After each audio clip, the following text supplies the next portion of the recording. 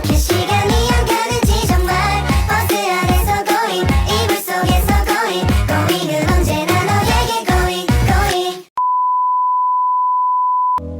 Assalamualaikum warahmatullahi wabarakatuh. Halo semuanya, perkenalkan saya Anissa Aulia Rahma, NIM 2305138295 dari kelas SPS 7. Di sini saya akan menjelaskan materi Sistem Ekonomi Sosialis. Tanpa berlama-lama lagi, mari kita mulai.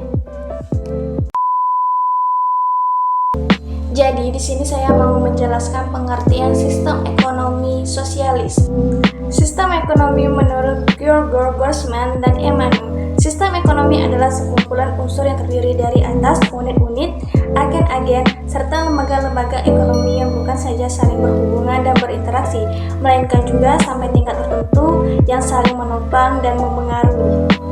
Sosialisme adalah sebuah doktrin politik yang menekankan pemilikan kolektif dari alat-alat produksi yang memberikan peran besar pada negara dalam menjalankan perekonomian dengan pemikiran masyarakat yang luas atas industri. Sistem ekonomi sosialisme adalah sistem ekonomi yang diatur sepenuhnya oleh negara. Sistem ekonomi sosialis bisa disebut juga dengan sistem ekonomi yang terpusat karena segala sesuatunya harus diatur oleh negara dan juga dikomandokan dari pusat. Di sebagian belahan dunia, sistem ekonomi sosialis digunakan untuk mengatur roda perekonomian dalam negeri. Sistem ekonomi ini biasanya berkembang di negara yang berlandaskan ideologi komunisme.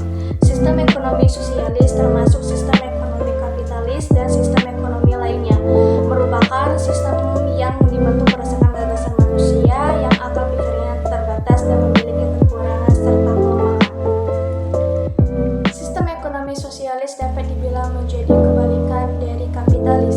Jika kapitalis pemerintah tidak dapat ikut campur, maka keterbalikan dengan sosialis. Jadi sistem ekonomi sosialis adalah sistem ekonomi yang pelaksanaannya diatur langsung oleh pemerintah pusat. Dalam sistem ini, pemerintah bertanggung jawab atas kegiatan perekonomian sepenuhnya. Sistem ekonomi sosialis ini disebut juga dengan sistem ekonomi terpusat karena memang diatur langsung oleh pemerintah pusat. Jadi, pemerintah tidak hanya menjadi fasilitator, tetapi juga akan mengatur dengan kebijakan ekonomi. Selain itu, sistem ekonomi sosialis menerapkan asas kepemilikan bersama. Pilar-pilar sistem ekonomi sosialis dibagi menjadi 3. Yang pertama, mewujudkan kesamaan secara real. 2. Menghapus kepemilikan individu secara keseluruhan atas sebagian. Dan yang ketiga, mengatur produksi dan distribusi